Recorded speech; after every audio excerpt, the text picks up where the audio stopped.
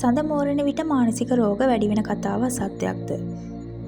චිත්ත විෂාද සයිකෝසියාව, මේනික් ડિප්‍රෙසිව් සයිකෝසිස් වැනි ඇතැම් මානසික රෝග පවත්නා විට එහි උත්සන්න වීම සිදුවන්නේ කලින් කලට. ඇතැම් කාලයක නිසල්මනේ සිටින රෝගියෙකු තවත් කාලයක දැඩි විමසිල්ලෙන් පසු වෙනවා. ඔහුට තවත් කාලයකදී ප්‍රචණ්ඩකාරී ස්වභාවයක්ද ප්‍රකට කළ හැකියි. චිත්ත විෂාද සයිකෝසියාව අපේ රටේ ලක්ෂ සංඛ්‍යාත ගණනාවකට තිබෙන සුලභ මානසික රෝගයක්.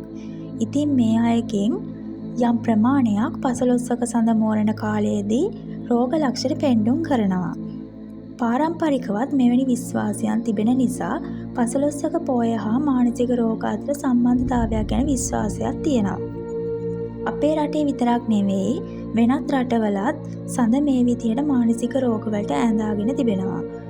ඔබලා දන්නවා ඇති මානසික රෝගියා ඉංග්‍රීසි පසින් හඳුන්වන්නේ ලූනටික් කියලා. මානසික රෝග යන්න ලූනාසි ලෙස දැක්වෙනවා. ලූනා ලතින් වචනයක්.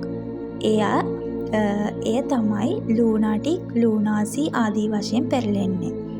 ලූනා යනු ලතින් භාෂාවෙන් සඳ හඳුන්වන නාමයක්. ඉතින් මානසික රෝග යන වචනය ඉංග්‍රීසි සම්භාවයත් සඳට සම්බන්ධයි. මෙයින් පැහැදිලි වෙනවා මිත්‍යා විශ්වාසයක් වුවත් එය කොතරම් පතුල විදියට දේශාන්තරයේ පැතිරී පවතිනාක්ද යන්න.